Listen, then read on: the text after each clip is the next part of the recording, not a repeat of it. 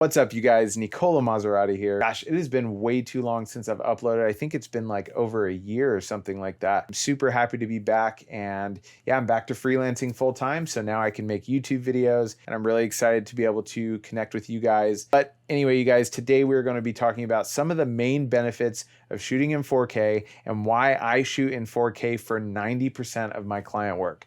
But before we get into it, let's run that intro.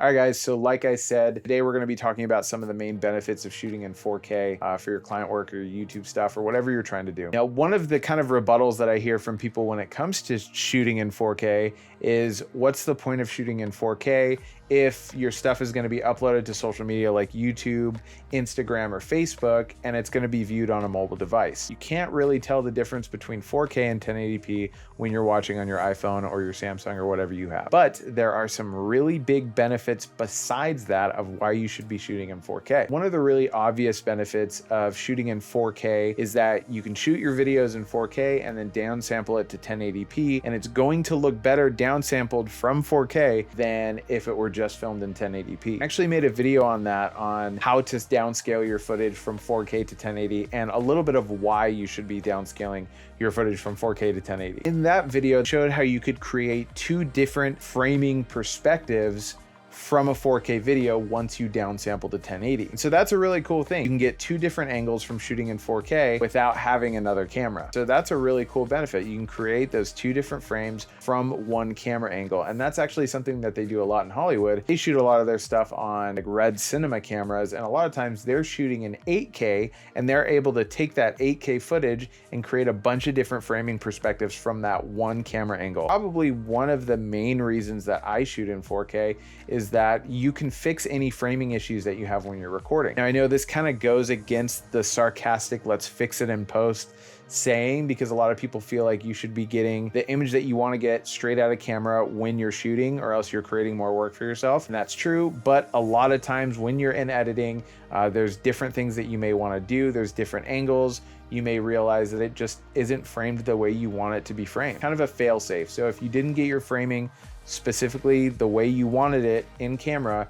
you can go into post, you can crop in, and you're not going to lose any quality. Another really big reason is if you have shaky footage, you're trying to use warp stabilizer. A lot of times warp stabilizer is going to crop in. Well, if it crops in on 1080p, you're going to lose a little bit of quality. But if you're shooting in 4K and then you go to use warp stabilizer, that cropping in isn't going to hurt you, because you're not going to be losing any quality because you shot it in 4K instead of 1080. Another really cool reason is if you want to pull stills from your video. So let's say you do real estate videography and real estate photography. That's one of the things that I do. A lot of times, if you're shooting in 1080, you can definitely pull stills from that video, but it's not going to be as good as if you were to take it from 4K. For example, if you're using a drone for your real estate clients, you want to make sure that you're shooting your drone videos in the highest resolution possible. So using that example, I shoot all of my videos for drone footage on the DJI Air 2S. I shoot 5K footage in this every single time I shoot. It definitely does have larger files than 4K or 2K,